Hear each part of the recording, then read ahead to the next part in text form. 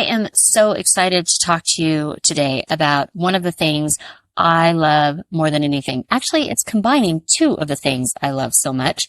So I used to teach forever and a day ago, and I taught language arts because I love reading and writing.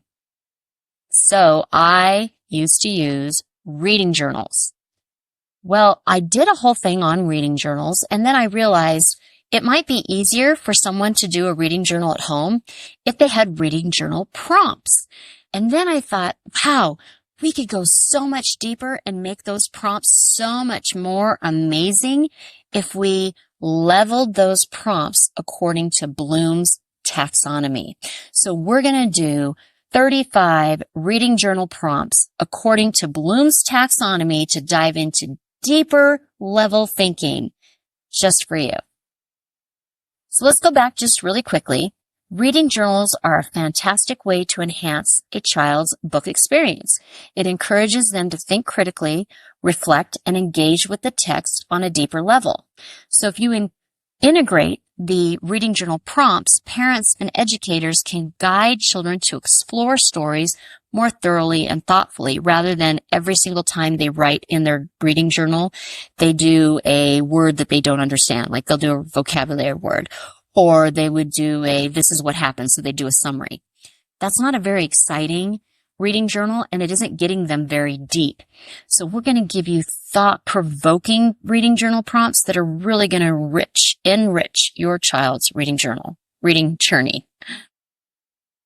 So who is Bloom, and why does this encourage higher levels of critical thinking engagement? Well, it's all about levels. It seems like there's levels to everything. As a parent, you start out with a baby who can't do much of anything because you're a brand new parent, and frankly, you can't do much of anything. You haven't learned how to do much of anything. So when you get this little lump that all it does is need food, changing, and being held, that's the three things you got to remember, right? If they threw everything at you, like you also have to make sure it doesn't sneak out of its window at night, or you don't have to worry about the dating scene, or all of the other stuff you'd have to worry about, friends, bullying, all these things, whether it's a cell phone. No, you only have to worry about three things because that's parent level number one.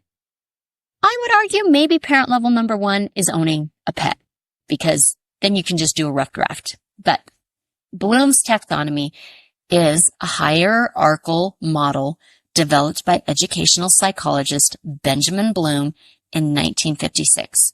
It categorizes cognitive skills into 6 levels: knowledge, comprehension, application, analysis, synthesis, and evaluation. Now, if you Google Bloom's taxonomy, you're going to see that over the years, because 1956 was a whole long time ago, that they have altered them a little bit. The definitions, or what the kids are learning at each stage, are the same, but what they call them is different. So I believe the last level, evaluation or synthesis, one of those two, is now called creation or something like that, but you get the drift. His taxonomy is designed to promote higher order thinking by challenging students to not only recall or regurgitate information, but also to understand, apply, analyze, synthesize, and evaluate it. Learning absolutely thrills the heck out of me. Encouraging a child to level up and explore and expand their own boundaries of thought is beyond exciting. I know I get excited about the craziest stuff. So I created these reading journal prompts based on Bloom's taxonomy because children are encouraged to engage with texts on a deeper level, fostering critical thinking and a comprehensive understanding of the material. And you are able to see the difference between simply asking a question and promoting a thought. It's a huge difference. How should you use reading prompts? 1, create a reading workshop in your home or home classroom. 2, determine how often you expect your child to read and respond in their reading journals. 3, create a rubric of sorts that clearly states which kind of responses are expected and how often. I'll be talking about rubrics in depth in about a month, I think, but this rubric isn't going to be as detailed as the way I'm going to be talking about them in a month. Basically, I think say you say, I'm just totally throwing this out here. I think that a solid paragraph response once a week to one of the higher level questions is fabulous. The other responses can be quick 2 to 3 sentence statements about what is happening that is surprising, or what your child wants to remember, or what they did or did not like. 4, read the journal and responses to the prompts. Your child wants to know what you think of their observations. 5, designate a place in the reading journal for both reading responses and vocabulary that is new, difficult, or rarely used by your child. I do think reading journals can be used for vocabulary. I just don't think that reading responses should be vocabulary. So I think that you should have a separate space for vocabulary so that they can recognize that there are new words or not often used words, and they can incorporate that in other parts of their language lessons that they're doing. But that isn't their reading journal prompt. That's just an observation that they're growing in their reading. Because if they're not reading something and they're never learning new words, they need to level up their reading materials. So the levels of Bloom's taxonomy, and I'm going to tell you flat out, I cheated and I used AI for this because the AI definitions were just really great and really simple and easy to understand. Number 1, knowledge, remembering. The description, this is the foundational level where students recall facts, terms, basic concepts, and answers. It involves remembering information exactly as it was learned. It helps students process basic recall of information such as definitions, lists, and facts. It is essential for building a foundation upon which deeper understanding can be built. 2, comprehension, which is understanding. Description. At this level, students demonstrate an understanding of the material by explaining ideas or concepts. This goes beyond mere recall and involves grasping the meaning of the information. It helps students process interpretation, summarization, and explanation of ideas. Students can explain concepts in their own words and show they understand the underlying principles. 3, application, which is applying. Description. Application involves using information in new situations. Students take what they have learned and apply it to solve problems, carry out tasks, or relate it to their own experiences. This helps students process the practical use of knowledge. This level requires students to demonstrate how information can be applied to different contexts or problems, showing their ability to use whatever they've learned in real world scenarios. 4, analysis, which is analyzing. Description. Analysis involves breaking down information into parts to explore relationships, patterns, or connections. It requires understanding how parts relate to each other and the whole. Helps students process critical thinking, comparison, and contrast. Students learn to dissect information, evaluate evidence, and identify causes and motives, which deepens their understanding of how things work. 5, evaluation, which is evaluating. Description. This level involves making judgments based on standards and criteria. Students assess the value or effectiveness of information, ideas, or solutions. This helps students process critical appraisal and decision-making. Students learn to make informed judgments, defend opinions, and assess the credibility or significance of information. I would say that right now in today's world of fake news and what is true, what isn't true, this stage, which is again number 5, which is evaluation, I would say this is probably the most important level to make sure that our students are learning and understanding without emotionally based bias from the educator, whether it's the parent or teachers at school. 6, synthesis, which is creating. Description. Synthesis, now often referred to as creating, is the highest level of Bloom's taxonomy. It involves putting together information in a new way by combining elements into a new pattern or proposing alternative solutions. This helps students process creativity and innovation. Students synthesize information from various sources to create something new, whether it's a concept, a product, or a new understanding, demonstrating their ability to generate original ideas. It is important to note that a higher level in Bloom's taxonomy is not necessarily more difficult. We get so caught up in levels being you start at level A and you end at level B. Like if you go on a staircase, the first level is the first step and it's the lowest and the highest is there. Or if you start at A, that's like the lowest to get to Z. Or we are so stuck on our levels and the hierarchy of them. Bloom's taxonomy doesn't work that way. Yes, knowledge is the very first one and we recall it. That is a lower level.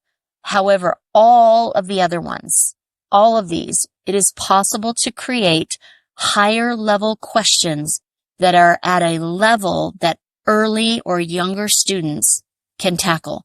So it's not like only your 7th graders or 8th graders or, 12, 13, 14-year-olds can handle synthesis and evaluating and that kind of thing. That is not a true fact, and I want to emphasize that.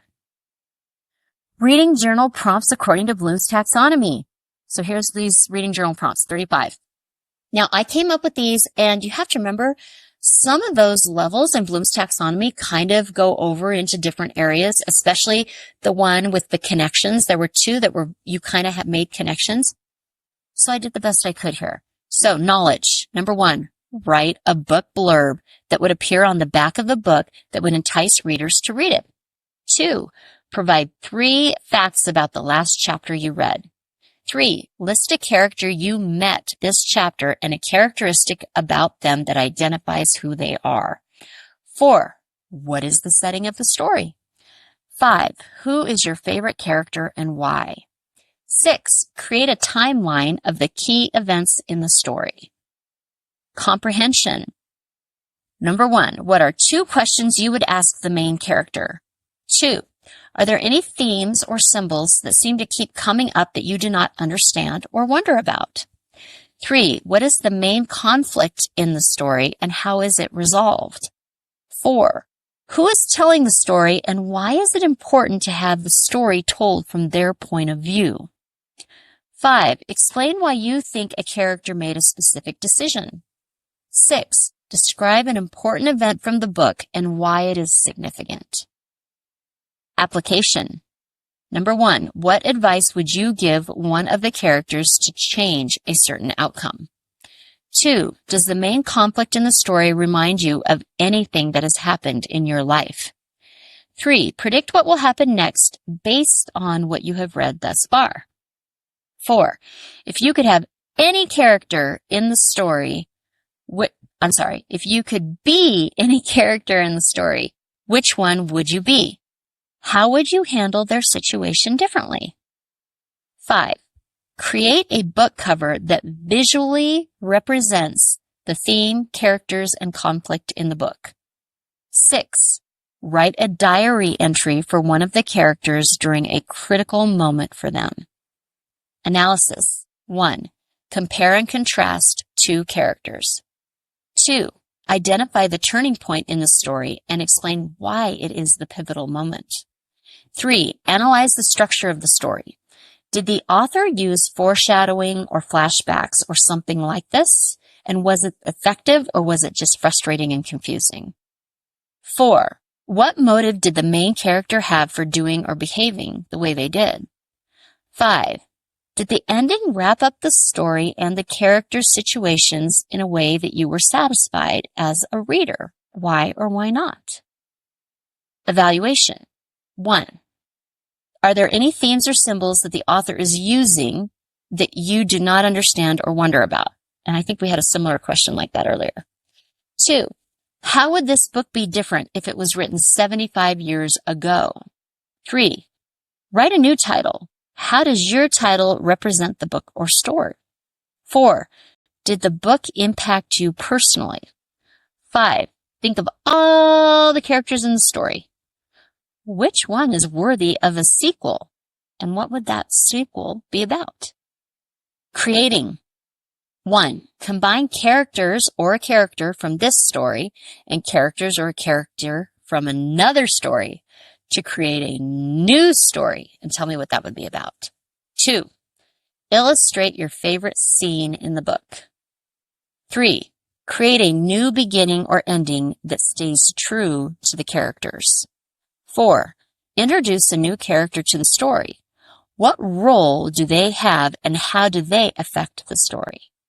5. Rewrite a scene from this story from another character's point of view. I would be curious how that changes the story. 6. Create a social media profile for a character. 7. Write a poem inspired by the book. It can be a spoof, it can be funny, it can be an ode to, it can be anything.